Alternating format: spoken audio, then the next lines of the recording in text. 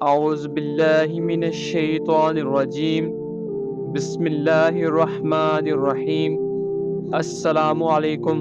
جب رمضان کی پہلی رات ہوتی ہے تو اللہ پاک اپنی مخلوق کی طرف نظر فرماتا ہے، اور جب اللہ پاک کسی بندے کی طرف نظر فرمائے تو اسے کبھی عذاب نہ دے گا، اور ہر روز 10 لاکھ کو جہنمیوں سے آزاد فرماتا ہے۔ اور جب 29ویں رات ہوتی ہے تو مہینے بھر میں جتنے آزاد کیے ہوتے ہیں ان کے مجموعے کے برابر اس ایک رات میں عذاب فرماتا ہے۔ اور پھر جب عید الفطر کی رات ہوتی ہے تو ملائکہ خوشی کرتے ہیں، اور اللہ پاک اپنے نور کی خاص تجلی فرماتا ہے اور فرماتا ہے، فرشتوں، ایک گروہ ملائکہ اس مزدور کا کیا بدلہ ہوگا جس نے کام پورا کر لیا؟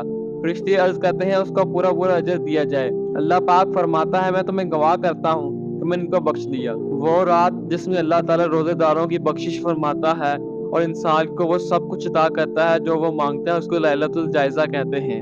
اس رات میں جو بھی مانگا جاتا ہے وہ اللہ رب العزت اپنی شان کے مطابق اس روزے دار کو عطا فرماتے ہیں۔ لیلۃ الجائزہ یعنی کہ چاند رات، یہ وہ رات ہے جو رمضان المبارک کا نچوڑ ہے، اور جب چاند نظر آ جائے کہ صبح عید ہے تب آپ ایک یہ تسبیح پڑھیں، انشاءاللہ العزیز اللہ پاک آپ کے رزق میں اور آپ کے جو بھی حاجات ہیں وہ اللہ تعالیٰ اپنی شان کے مطابق آپ کو عطا فرمائے گا۔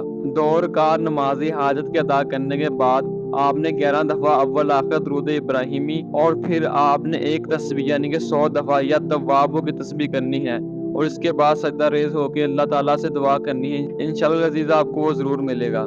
نبی کریم صلی اللہ علیہ وآلہ وسلم پہ زیادہ سے زیادہ درود شریف پڑھیں، کیونکہ درود شریف کا پڑھنا اور اس کی دعوت دینا گناہوں سے معافی اور مشکلات سے چھٹکارا اور درجات کی بلندی کی ایسی اپیل ہے جو کبھی مسترد نہیں ہوتی۔ ایسی اور قرآن وظائف اور اسلامک ہسٹری کے لیے میرے چینل کو لازمی وزٹ کیجیے گا، اور اگر آپ ہمارے چینل پہ نئے ہیں اور چینل کو ابھی تک سبسکرائب نہیں کیا تو چینل کو سبسکرائب کر لیں اور بیل آئیکن کو پریس کر لیں تاکہ ہمارے آنے والی ہر نیو ویڈیو آپ تک پہنچ سکے۔